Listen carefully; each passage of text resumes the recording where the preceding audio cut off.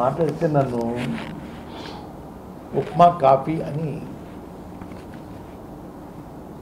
అవమానిస్తూ ఉన్నారు. మా తండ్రి గారు మా తాత కథగించి వచ్చిన వారికి మర్యాద చేయటం మాకు నేర్పారండి అయ్యా. మా తండ్రి గారు శాసనసభ్యుడిగా ఉన్నప్పుడు కొండమీద గ్రామాలు ఇతర గ్రామాల నుంచి దళితులు గిరిజనులు నడుచుకుంటూ వచ్చేవారండి అయ్యా.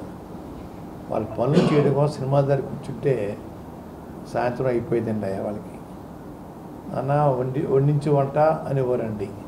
20-30 మందికి వంట చేయించి 11 గంటలకు రాత్రి పెట్టి మళ్ళీ సినిమా దగ్గర తీసుకెళ్ళి పడుకోబెట్టి తెల్లవారుజామున వెళ్ళిపోయే కార్యక్రమం చేసేవాళ్ళం అన్నయ్య. నా చేతిలో లక్షలాది మందికి ఉప్మాలు పెట్టడం కానివ్వండి, పోయినా పెట్టడం కానివ్వండి, మా ఇంటికి వచ్చిన వాళ్ళకి నాకు ఓపినంత వరకు గౌరవించేయటం అలవాటు అండి అయ్యా. నాకు తండ్రి తాతగారి దగ్గర నుంచి ఉందండి అయ్యా.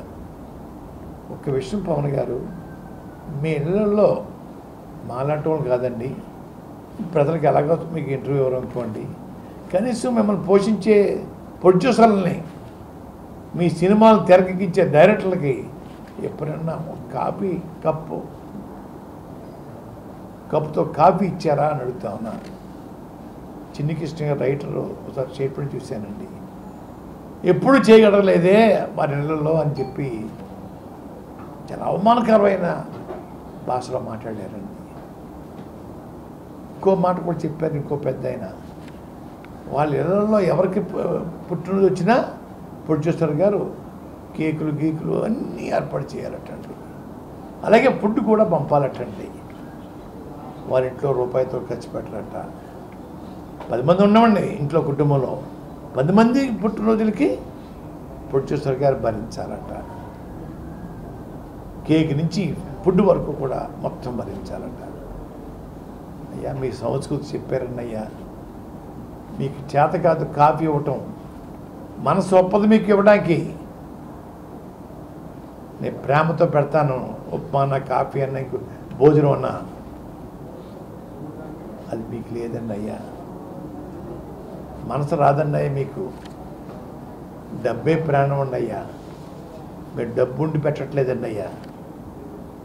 ఇంటికి వచ్చిన ఆదరించాలా, గౌరవించాలా. గౌరవించే కుటుంబం, గౌరవించే గుణం మాకు ఉందండి అయ్యా. ఏళ్ళని చేయకండి అయ్యా. మీరు చేతనైతే పెట్టండి. నేను ఉప్మా పెడుతున్నాను, మీరు పొలాలు పెట్టండి, సంతోషంగా చెప్తాను, తింటారు వచ్చి, సంతోషిస్తాను.